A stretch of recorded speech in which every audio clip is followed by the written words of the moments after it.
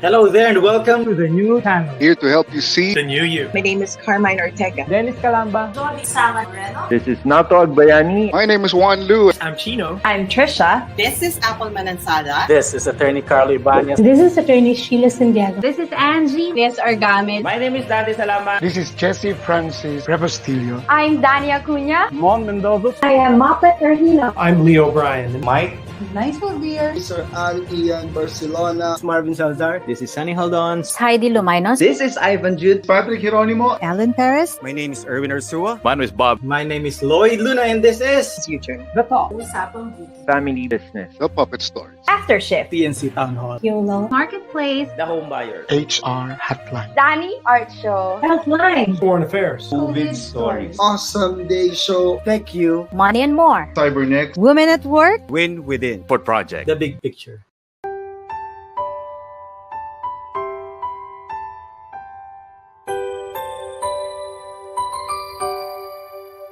Sometimes life lets you down and you feel that you are done. You just want a morning run because the fun is all gone. But sometimes life makes you proud when you look far and wide, when you leave the pain behind and see the brighter side. TNC gives you inspiration. TNC reignites your passion. TNC starts your transformation. TNC helps you see the new you. Sometimes life makes you blind and you choose something bad. You just wanna cry and hide and save your face from the crowd. But sometimes life makes you see the beauty in you and me. When you look up above, there is God and there is love. TNC gives you inspiration. TNC reignites your passion. TNC starts your transformation. TNC helps you see the new. We're here to help you see the newness of life. We're here to help you feel your hope is so real. You got the power to see. We'll help you see the new you. TNC gives you inspiration. TNC reignites your passion. TNC starts your transformation. TNC helps you see the new you.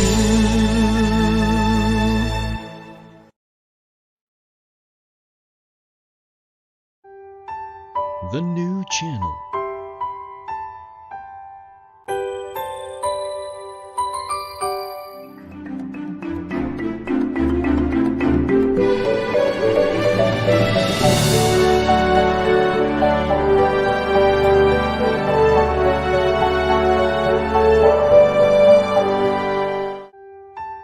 The new channel.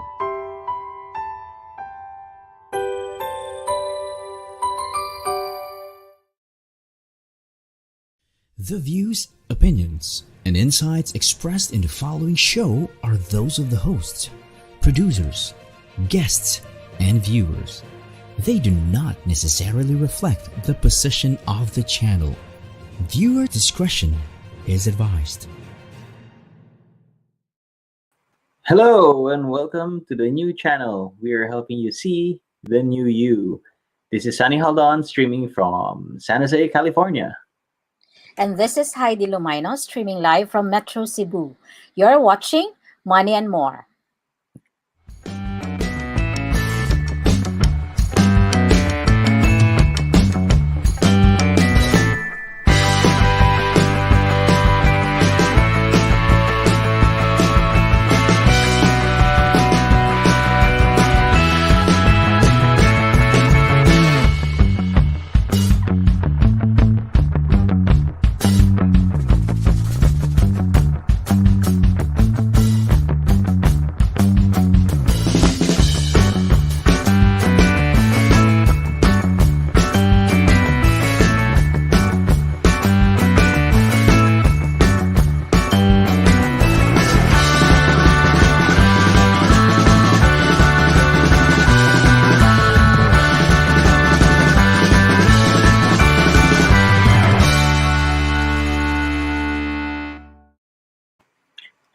everybody, and welcome to Money and More with Sonny and Haydee here on the new channel.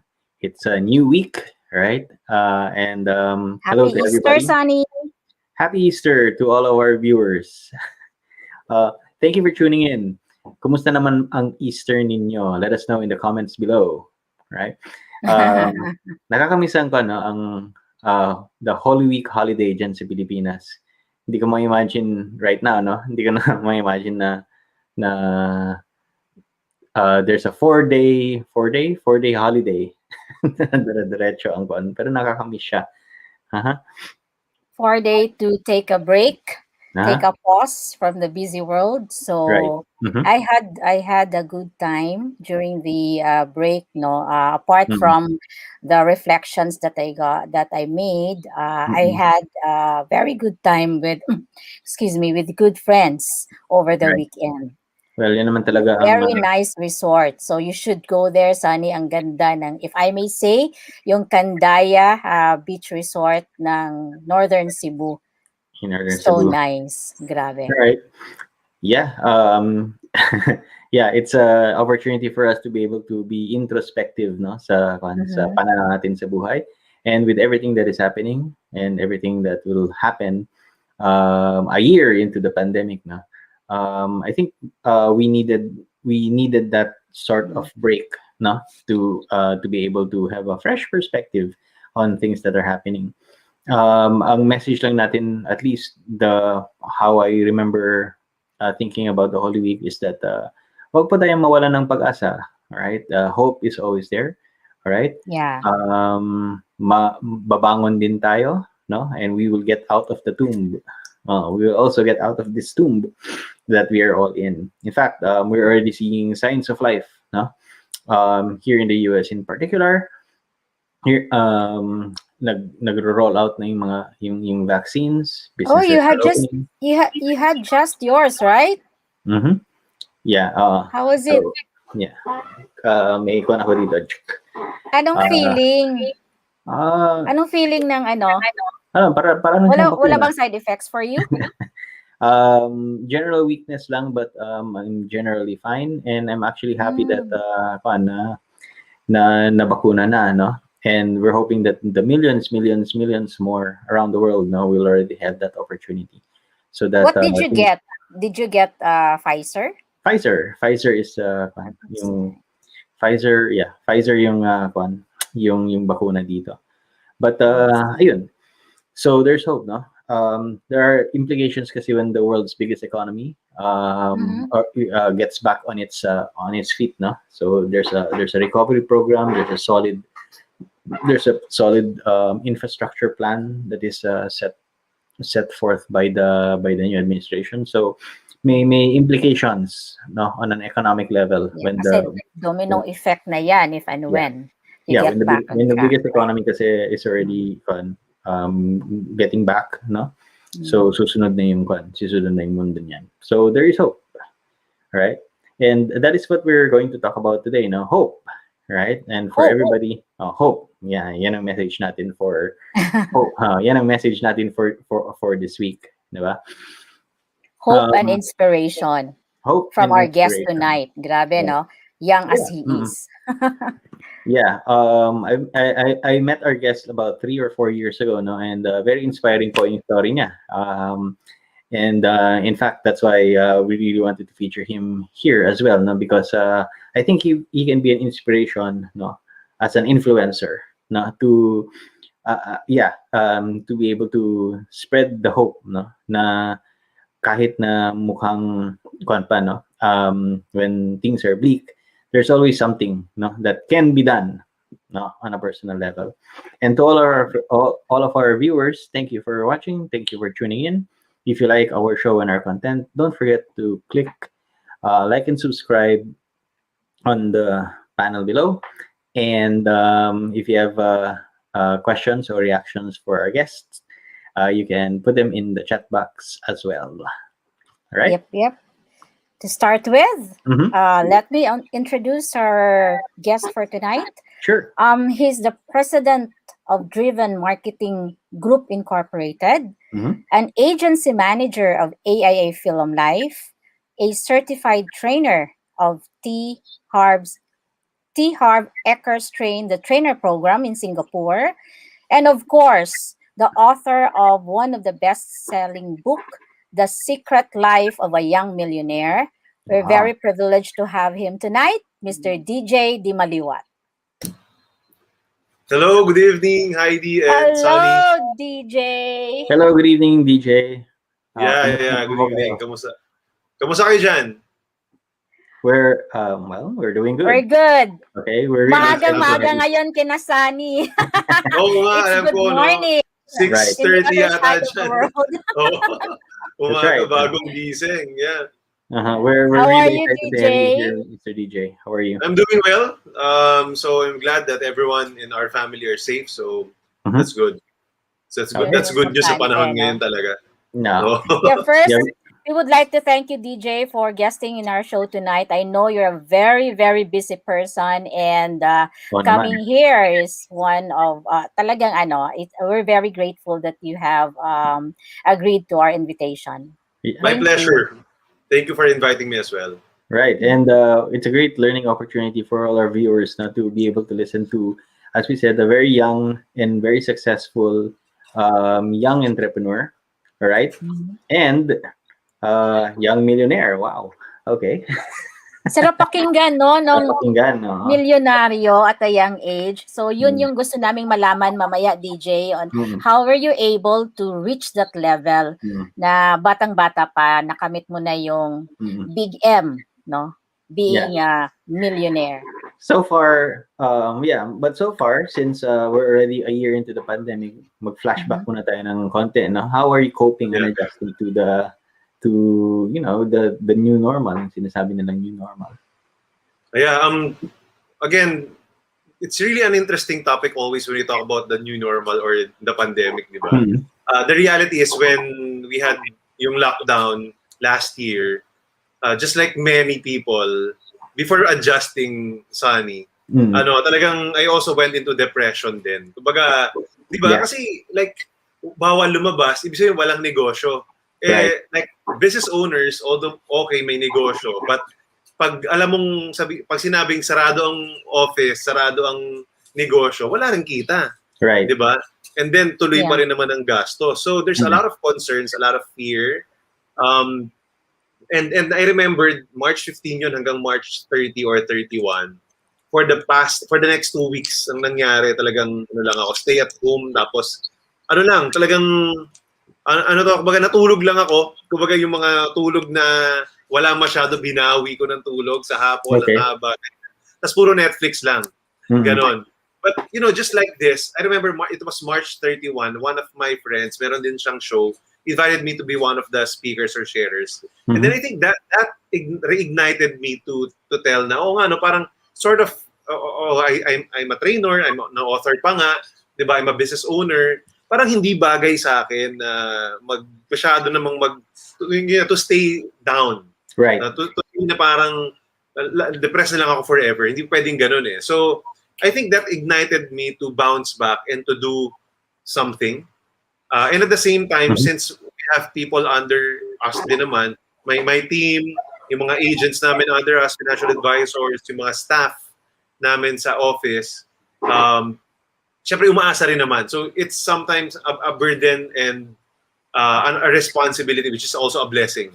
Diba? Being a leader, two things yun eh. So naging blessing din siya because I have to stand up for them. Diba? I have to also bounce back as much as I can.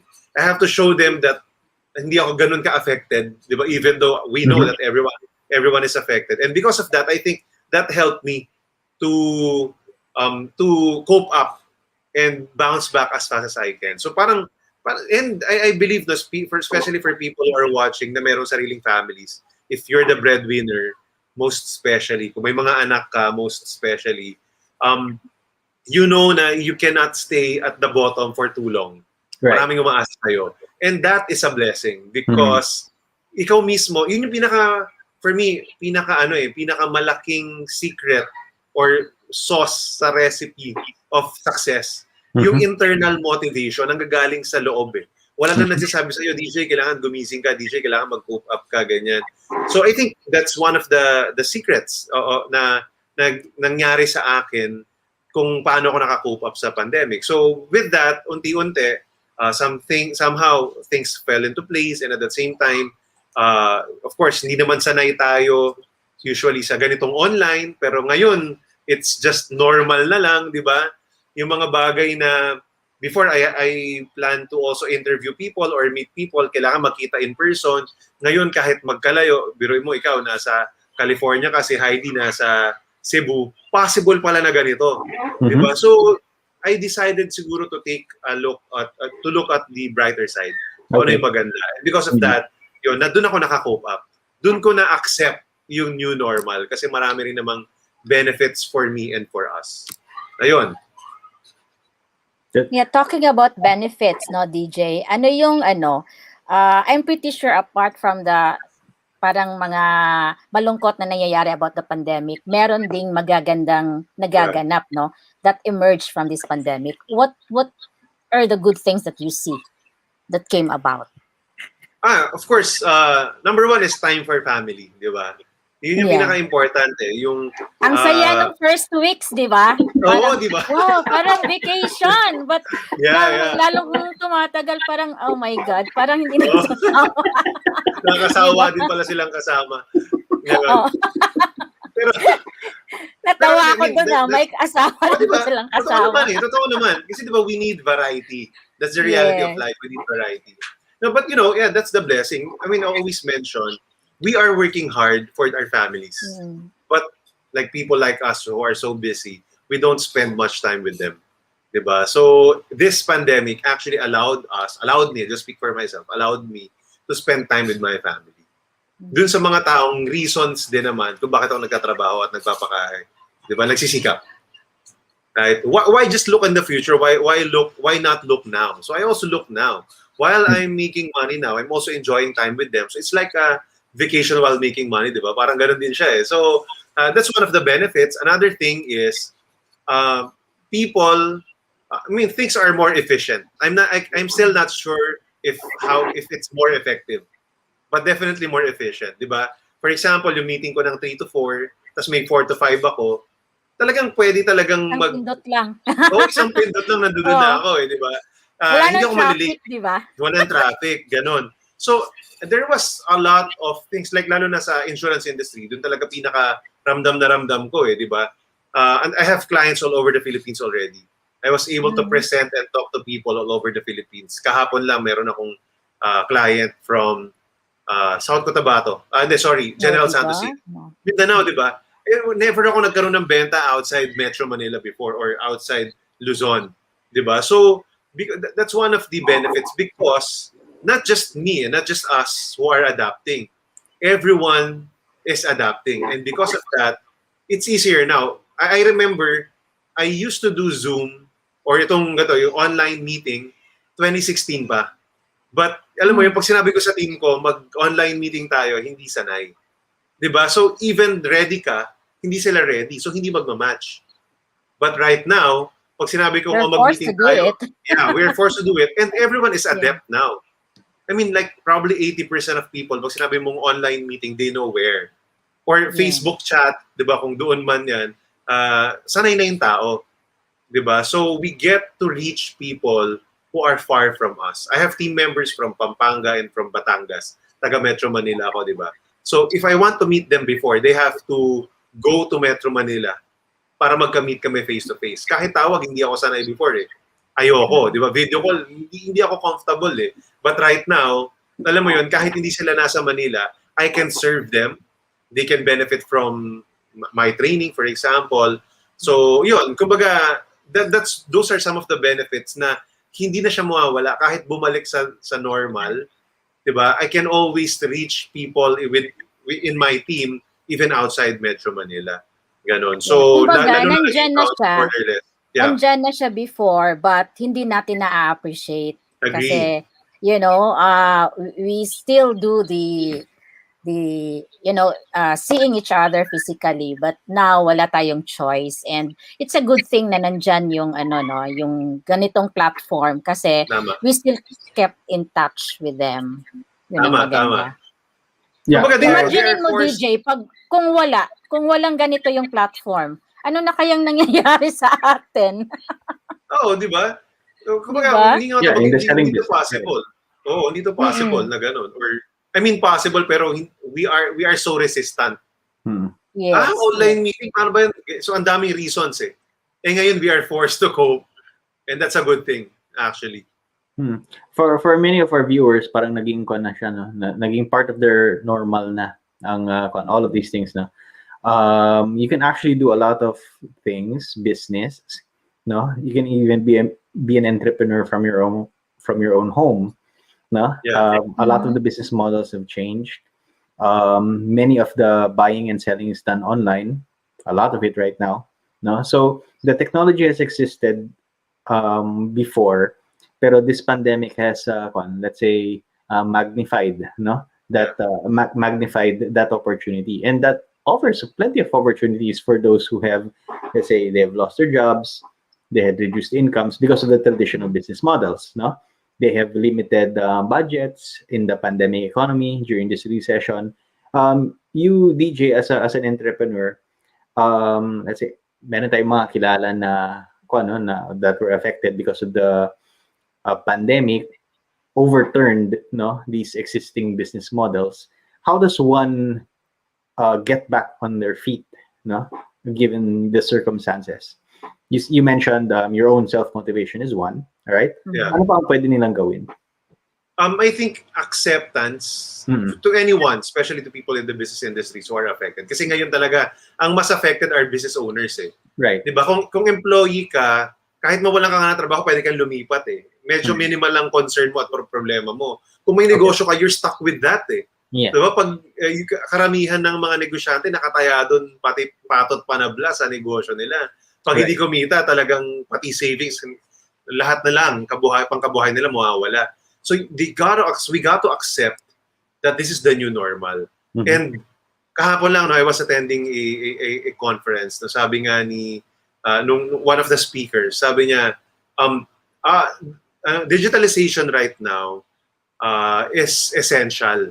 Kumbaga, it's survival. You cannot survive without digitalization. If you still think that ayaw mo ng digitalization, hindi pa pwede. Hindi ka makaka-survive eh. So every business right now must embrace digitalization. Right. You got to see paano mag-match or mag-mesh yung business mo with digital, with the technology. Ganun. So I think that's the first, one of the most important things for any business owners. Kasi yun na eh, kumbaga, in reality, may market pa din eh. Kumbaga, yes, we are affected. The economy is slowing down. However, there's still a market. There will be business owners who will be able to tap the market. Diba? So, another thing na nakikita ko is competition will also slow down. If the economy is slowing down, competition will also slow down. A lot of people who are into business, just like how we're experiencing, maraming aayaw din or manlulumo, manghihina, hindi kikilos. So the people who will move faster and adapt quicker will win. Right. So for me, ganon, we have to really see, no? And we have to grow ourselves in terms of digitalization. Sige, Haydee, you were saying something. Parang there's no point of crying over the spilled milk. Wala na kasi it's already a year. Tapos kung yan pa rin ang iisipin mo, talagang wala tayong na magagawa, no? So tonight, DJ, we'll be talking about the secret life of a young millionaire. And this is quite interesting. Can you tell us your backstory and how were you able to achieve that status at a young age? Thank you for that. We talked about the book. No, I'm an author of this book, The Secret Life of a Young Millionaire. And in this book, I talked about my journey when I was young and how that contributed in terms of me earning my first million at age 22. So what really happened is when I was in college, I came from a middle-class family. Tapos sakto lang yung baon ko.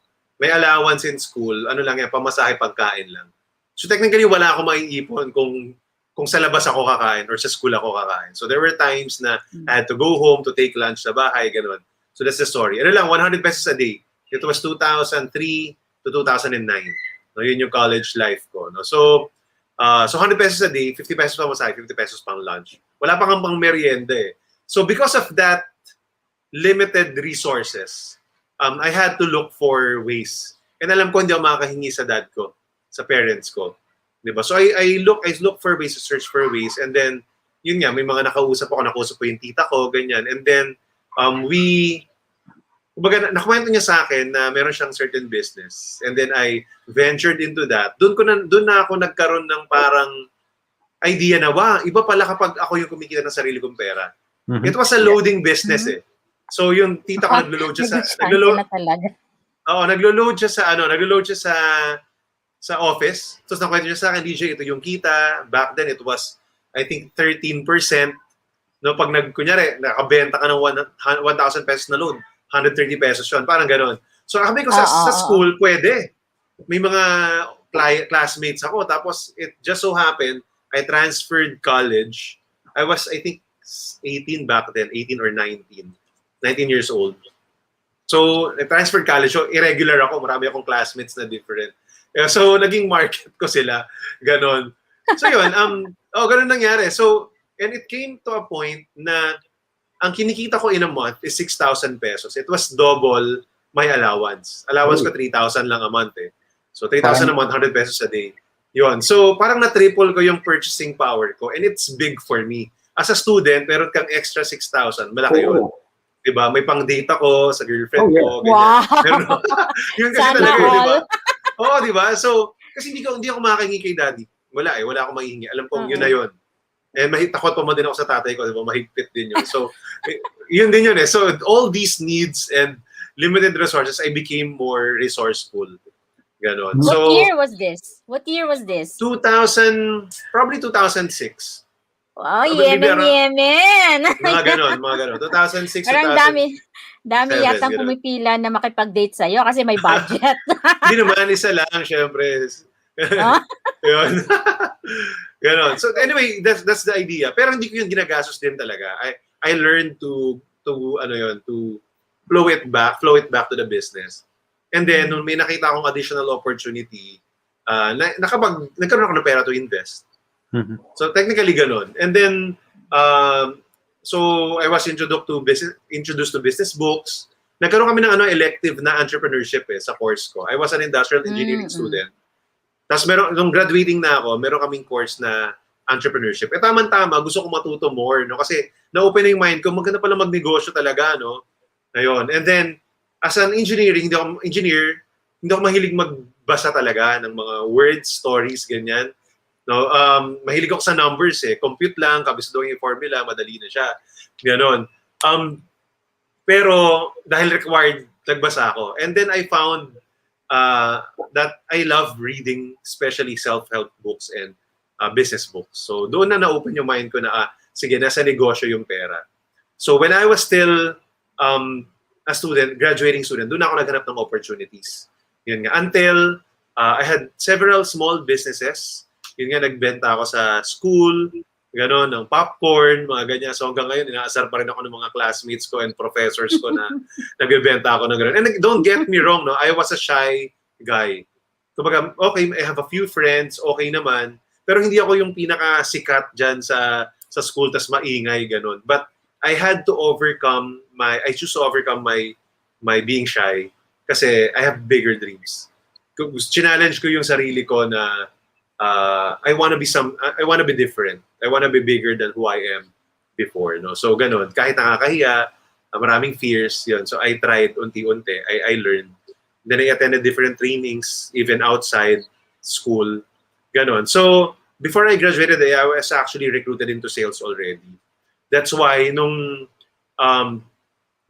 before ako gumraduate, I was already I'm able to sell 2 properties. So doon ko nakita na, may kita rin sa real estate property selling. Online na yon, 2008. Then 2009, ako unang nakabenta. So that's when I decided I will take the leap of faith in terms of entrepreneurship. Isa lang yung sinabi ko sa sarili ko, ganito lang yung nagpa-decide sa akin. Sabi ko, marami akong pangarap. Mas gusto ko tong ganito na I'm free to choose what I want to do. Ayoko nang pumasok sa employment kasi nga ayoko na nagla-log in ng 8 to 5. I hate that.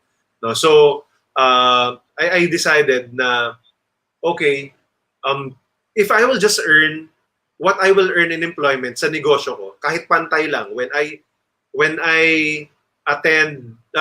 start at age 20 hanggang mag-age 60, for the next 40 years, pumantay lang yung kikitain ko, employment and entrepreneurship, I will be happy already.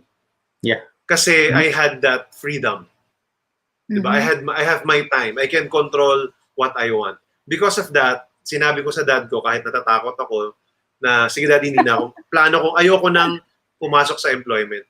Tuloy-tuloy ko na yung pagbibusiness or sa sales. Yeah. So because of that, he said yes. Sabi niya, sige, decision mo yan. So parang mas na-free ako. Wow, pinayagan ako, ganyan. And doon, because of that, probably, in my first year, 2009, after graduating college, I earned my first million already. Wow. Wow. We will get parang Sir DJ parang fun. Lahat tayo may kilalang sa school natin or classmate natin na parang ganyan, no? Yung serial entrepreneur nagbebenta ng popcorn. Ako before I was selling Yema and Polvoron. Yun yung binibenta ko pang baon. Yeah, lahat tayo may kilalang ganyan, no? Nagbebenta sa school, kahit mga yema, yun. We'll be hearing more, no, of the secret life of a young millionaire with DJ Dimaliuat when we come back from this commercial break. Stay tuned.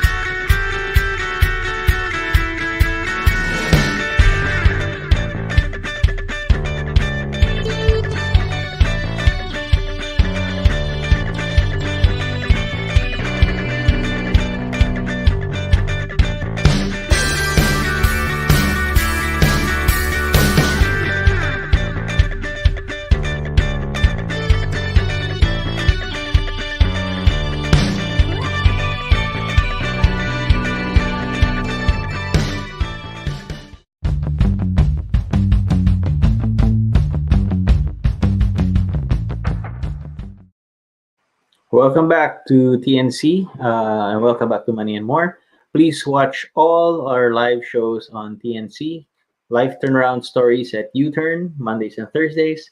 The stage is yours, TNC The Talk on Mondays. An Awesome Day, Mondays at 2:30 p.m. The Home Buyer guides you to a property, Mondays and Thursdays at 4 p.m.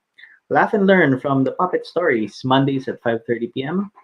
Notable personalities and their stories on The Big Picture, Mondays to Friday, 7 p.m. with Lloyd Luna.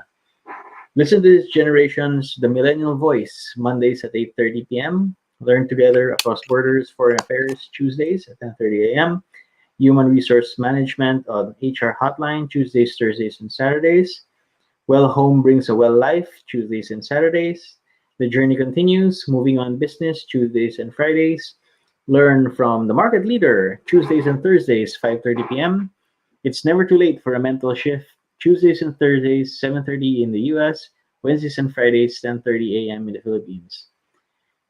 Cybersecurity is key. Cyber Next Wednesdays. Health is Wealth. Healthline Wednesdays. Coping and Coupling. Couple Goals Wednesdays. Chill and Booze After Shift Wednesdays and Fridays. Your Rights YOLO Thursdays. Madiskarting Buhay, Madiskarting Nanay, Negosyo at Home Fridays. Emerging and Practical Technologies Tech You Fridays. Magbenta, Bumili at Tumulong TNC Marketplace Fridays and Saturdays. Dream, Achieve, Nurture and Inspire Danny Art Shows Fridays. Celebrate Women at Work Saturdays. Time to Hear Positive News COVID Stories Saturdays. The Family Business is Everyone's Business Saturdays. Beauty Beyond What Your Eyes Can See Usapang Beauty Saturdays. Success Stories on the Fourth Project Saturdays. Strategize and Win in Life through Win Within Saturdays. Catch also our originals One Day, TNC Arena, TNC Presscon and TNC Town Hall Saturdays, 7 p.m. co-hosted by TNC founders Lloyd Luna and Appleman and Sala. More upcoming shows. Follow TNC Now on Facebook and YouTube. Allow your passion to inspire you, and together, let us see the new you. And of course, don't forget our show every Tuesdays at 8:30 p.m. Philippine time and 5:30 a.m. US time. Yan. Alright, marami tayong mga shows dito sa TNC, no?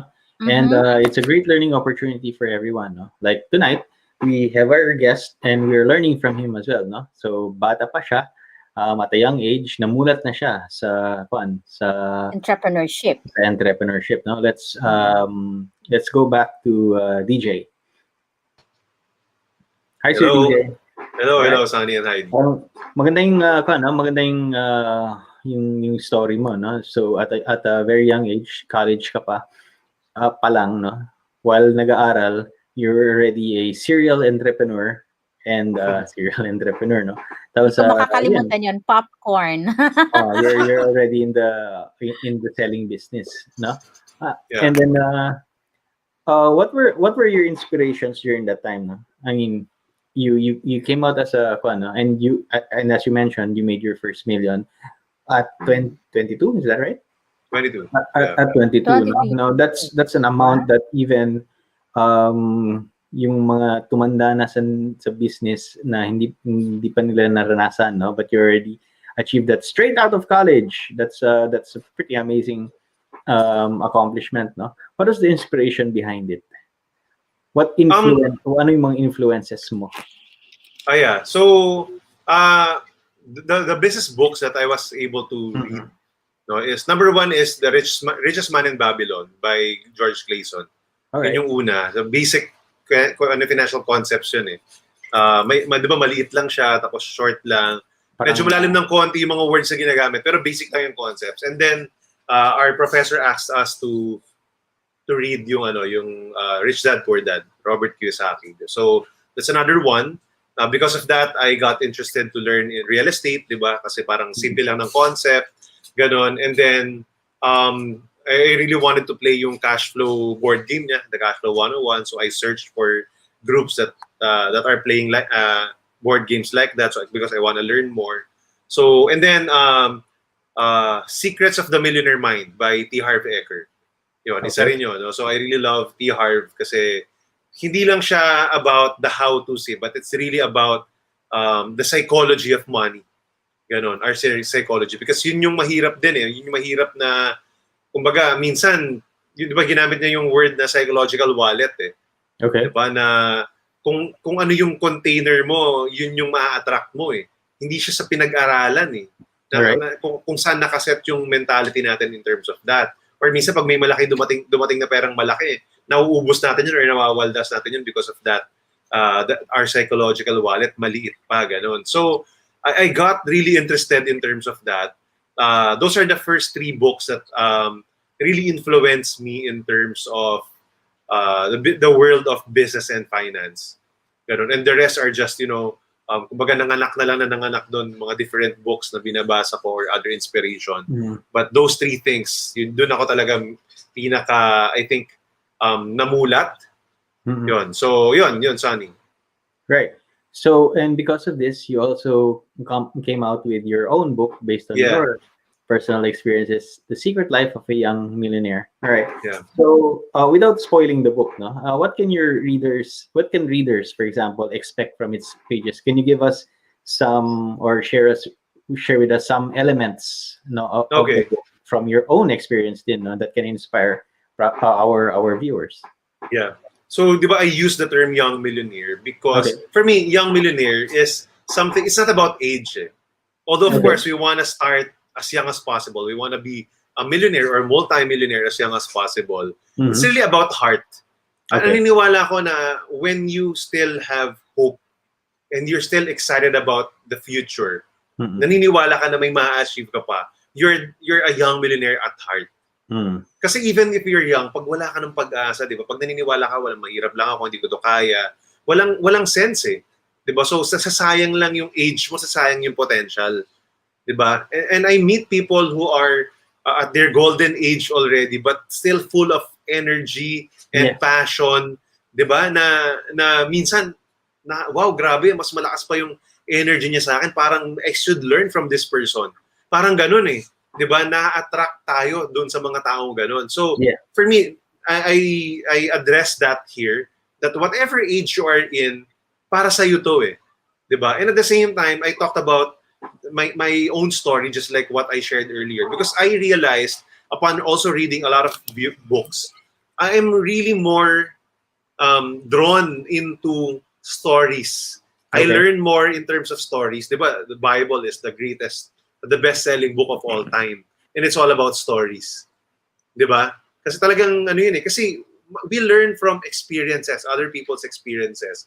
And then we can say na, uy, parang yun yung values or characteristics na ginawa niya. So I shared my own story when I was still young. And kumbaga parang I went back into how I grew up. And I shared how I believe it contributed to me being successful at a very young age. Larang ganon. Ano yung mga natutunan ko when I was still 4 years old, mga ganon, 5 years old, 9 years old, alone at the house, ganyan, ano yung mga iniisip ko, natutunan ko in the streets as well.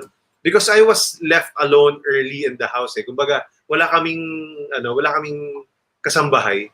So at 4 years old, 4 turning 5, kinder 1 pa lang ako, naalala ko. So my mom and dad has to work, di ba? Tapos ang uwi pa ni mami, 6:30 during that time. Ang labas ko sa school 10:30 kasi parang 7:30 to 10:30 yung klase, di ba? So may tita, one of my titas or tito, kapatid ni mami, susunduin ako sa bahay, sa school, hatid ako sa bahay, prepare ako ng lunch, matutulog, pagising ko wala nang tao sa bahay. So it was around 4:30. I have to wait like 2 hours before magkaroon ulit ako ng kasama. Ganon. So those few things, I think I was forced to be mature early. At a very young age. Binibilin lang ako dun kasi sa quadruplex kami nakatira before So binibilin lang ako dun sa may-ari ng quadruplex na may tindahan sa unahan. So meron namang matanda who looks after me, pero wala sa loob ng bahay. Ganon. So those things, yung mga ganong stories na I think somehow, what I believe is, tayong mga tao, we really adapt in terms of what life gives us. Diba? We cannot say na kumbaga, we cannot blame life, we cannot blame God, we cannot blame our parents, whoever, of whatever is happening. We can always have and make the decision. So those things, yun yung kinuwento ko sa book ko. And then moving forward, how I earned my first million and continuously in terms of how I grew my different businesses, how I grew other people. I also talk about the formula na how to 16 times your income. So I shared a few stories about that here. And then also I talked about the greatest commodity on earth, which is time. Ganon. So we have to master time. Kahapon lang I gave a talk in one of the agencies who invited me. And I talked about time and life management.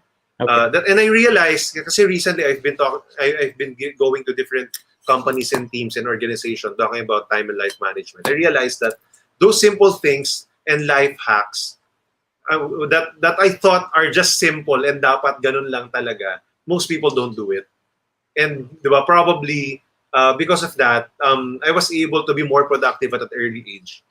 Ganon. So I also talked about how to maximize your time in a few pages of my book. So yun, generally, that's why it's called The Secret Life of a Young Millionaire.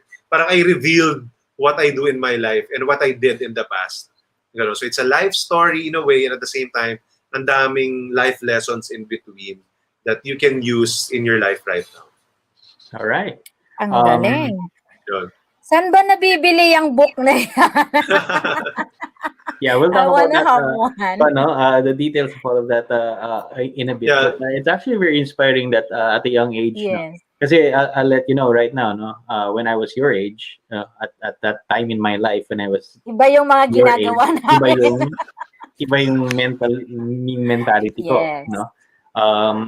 Yung entrepreneurship wala yan sa akin, yung ganun. Kasi nga yung, as you said, influences, no?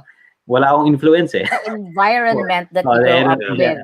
Wala akong influence during that time. We were always told, no, finish your degree, get a good job, earn an income, parang ganun. And I like what he said, no, yung sinabi ni DJ na you really have to adapt kung ano yung meron sa environment mo. Just kung marirelate natin today, wala, as we have mentioned, wala tayong magagawa na but to be able to adapt the present situation kung anong pwede natin gawin rather than palagi na lang natin sinisisi ng kani-kanino yung mga nangyayari dito sa mundo, di ba? Right. So, anyway, more of that when we get back after our commercial break. Yeah.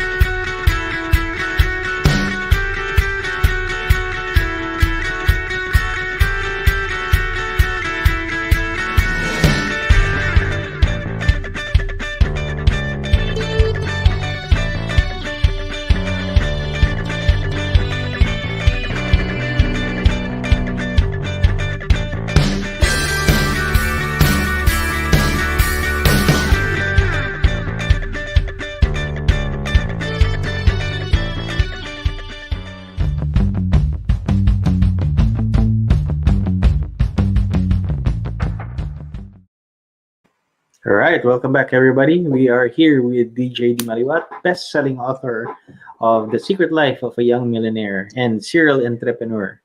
Talagang nasa dugo niya, no? Well, sa sariling sikap niya, meron siyang varied, parang business empire. Yeah. So aside from the many ventures, no, that you have, you are an insurance agency manager and the president of Driven Marketing Group. Can you tell us about your team? Can you tell us about the things that you do? The things that I do. Okay. Sige, so I'm the president of Driven Marketing Group. We're turning 11 years already. Congratulations. Thank you. So next year. So we started that. I was 23 years old. 34 na ako ngayon. Diba? So 11 years na yung Driven. It's one of the fastest growing real estate marketing companies in the Philippines. So, yan. So, we're also affected by the pandemic, no? Kasi wala masyadong showing ng properties, ganyan. And then a lot of our agents are part-timers. They had to focus on how to make money now kasi ang kita sa real estate matagal. Eh. Diba? Yeah. Oo, 2 years, 3 years, even longer than that. Kasi we really serve our clients tapos tsaka na yung commission, di ba? Ganun. Mag-tripping pa kayo. Oo. A lot of our Oo. agents are actually focusing on other things na magpapasok ng pera ngayon. Like, yung iba, nag-grab driver. Di ba mga ganun eh? They had to make money immediately and we understand that. So we also had to cope up. Ganun. I'm also part of Film Life. I'm 8 years already in the industry as a life insurance advisor. I'm an agency manager there. I'm leading a big team of financial advisors. So there, we also train and develop financial advisors and then help educate the Filipino people. Ganon. So yun, I was blessed. We are blessed that the Insurance Commission allowed digital selling. So we can sell and share the beauty of life insurance online. Pwedeng bumili online, ganon. So these big companies talaga like Film Life and other companies has adapted really well, no, nagawa nila yung kailangan gawin para mai-prepare yung industry or the company, our company with Film Life, in digitalization, ganon. And then I'm also helping my dad sa trucking business niya because when he retired in his corporate job, he established a logistics business. So, ngayon, we have different clients and then we are looking for different truck operators who wants to also be partners with us. Ganon. So, I also talked about that. And then I have a YouTube channel, DJ Dimaliuat in YouTube, or you can go to djdimaliuat.com/YouTube to go to my channel. I talked about different business opportunities, business tips and ideas, and a lot of things about life insurance as well. So those are the main things. I also do training and consulting in different companies on the side when there's a company who also asks me. Ayun. But mainly, most of my time I spend in Film Life. Doon nauubos yung time ka talaga with Film Life ngayon. Grabe, no?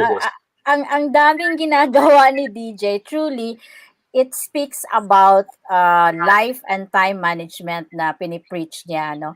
So, apart from this, DJ, you're so busy already with all these things that you're currently doing right now. Meron pa bang mga future projects and ventures that you're going to do? And what do we expect from DJ? Hindi ko pa alam. Ganon. But, di ba? Kasi, of course, it's really hard to spread yourself too thin. Di ba? Mahirap din naman siya. Actually, sige. Yes. The logistics business talaga, wala naman akong plano papasukin yun talaga because it's really not my expertise. Although I have background dahil nasa engineering naman ako. But I really did that to help my dad. And at the same time, to put some of our resources sa Driven na hindi nagagamit, doon na rin. So it's actually part of partnership with Driven. Ganon. But as much as possible talaga, lalo na ngayon, I'm really spending time in terms of building the systems of the organization that we currently have. I'm not closing my doors. I don't know, maybe in the future. Ganon. Like I have friends in the, in the manpower agency. We're actually setting up a company since 2019, but na-pending yun. Diba? But so we're also into that. But mainly, what I do here is really technically interconnected naman because I'm really into training. My YouTube channel is technically training people. Parang one of my dreams talaga is to travel all around the world and talk mainly to OFWs and give them different business ideas, financial management ideas, ganyan. Pero na-realize ko, pwede naman pala siya sa YouTube, di ba? No, when I do my videos in YouTube like this, I can reach the world without even traveling. Of course, I still love to travel. I will still do that in the future. We miss that. No? Di ba? Travel ako with my family. Oo, ganon. And then on one side, probably 1 or 2 schedules. On a weekend, I give some talks. Walang problema, di ba? So, gusto kong i-mix yung business at pleasure. That's how I work eh. Parang, sige, i-travel ako. Kung merong invitation, why not? Wala namang problema dyan. And then travel pa rin. Ganon. So, those things. But right now, I focus on what is. Ito yung binigay ni God ngayon. So, focus ako online. Yeah, but that's very admirable ha. Kasi the businesses that you are in, yung real estate, logistics, and tsaka yung sa insurance, that entails really service, no? So, sa services pa lang with the clients, kinakain na yung oras mo and having all this to juggle, parang for me ang hirap-hirap yatang gawin and you were able to do that. So that's very admirable. So Secret Life of a Young Millionaire is out. Is still out. How can our viewers or readers get a hold of that book? Okay, pinadali na namin. So what we did, we activated sa Shopee ni wife. No, si wife kasi mahilig mag-shopping, di ba? Like most people, di ba? Gano'n naman. Pero syempre, add to cart. Oh, di ba? Add to cart. But syempre, with a bit of entrepreneurial mindset, kesa puro palabas, maganda may papasok din. Sabi nga, one of the things I learned from my mentor, money is a currency. It should be flowing. It should not be stuck in you. Okay lang gumastos, basta may papasok. So, at least dito, di ba, gumagastos kami, may pumapasok din naman paunti-unti. No? Hindi naman niya sobrang kinakareer, pero doon namin nilagay. So, you can go to the Shopee of my wife. Para mas madaling tandaan, just go to djdimaliuat.com/shopbook. So, djdimaliuat.com/shop and book. Ayan. Ayan, djdimaliuat.com/shopbook. Auto-link na yan. You'll be redirected to that, to where she's selling my book. The book is priced at 486 pesos. May discount na siya doon na I believe 10%. No, she's giving the discount for 10%. And then for our viewers right now, I'll give 20% more. Wow! Bili ako 20% discount more. So for the 20% more, I think tama no, gamitin niyo lang yung promo code. Meron tayong promo code na gagamitin, yung CarlTNC20. I'll take a picture of that. Yan, CarlTNC20. So 10 less 10 less 20 pa ulit. So ganon. 30% na yun. Parang ganon, technically. So for our viewers. Yan. Pag discount talaga parang gumaganon yung tenga natin. Wow, this. Hindi nyo kailangan maghintay ng 4-4 or 5-5 kasi tapos na yung 4-4, di ba?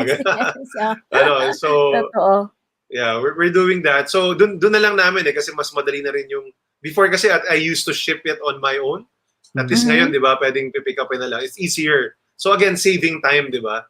Why do it on your own if other people can do it for you? Ganon. So, siguro on a side note lang din, napansin niyo dami kong ginagawa, but the reality is I'm able to do it because I have partners.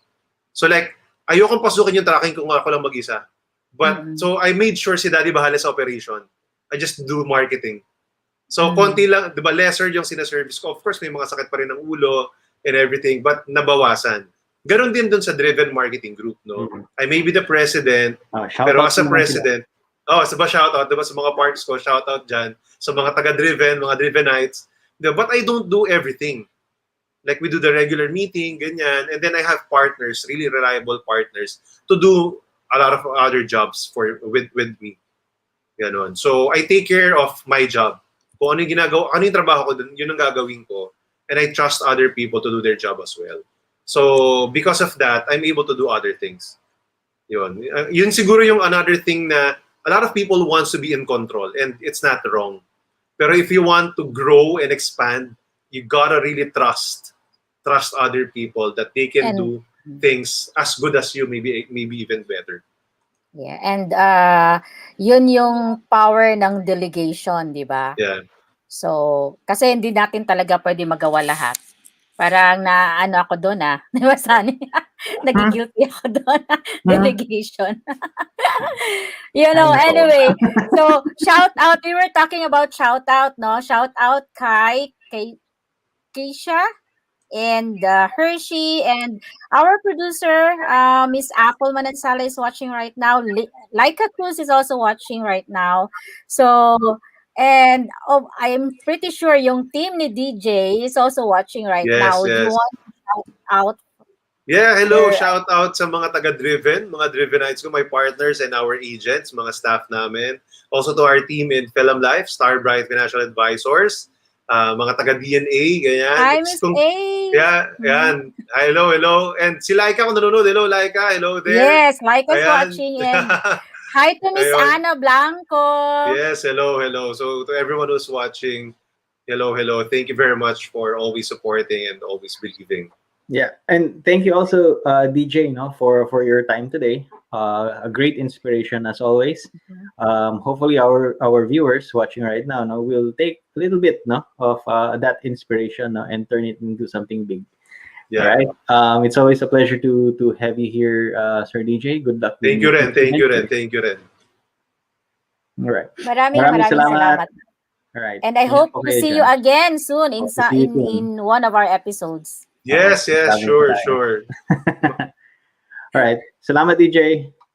Alright. That was DJ Dimaliuat, no? President of Driven Marketing Group.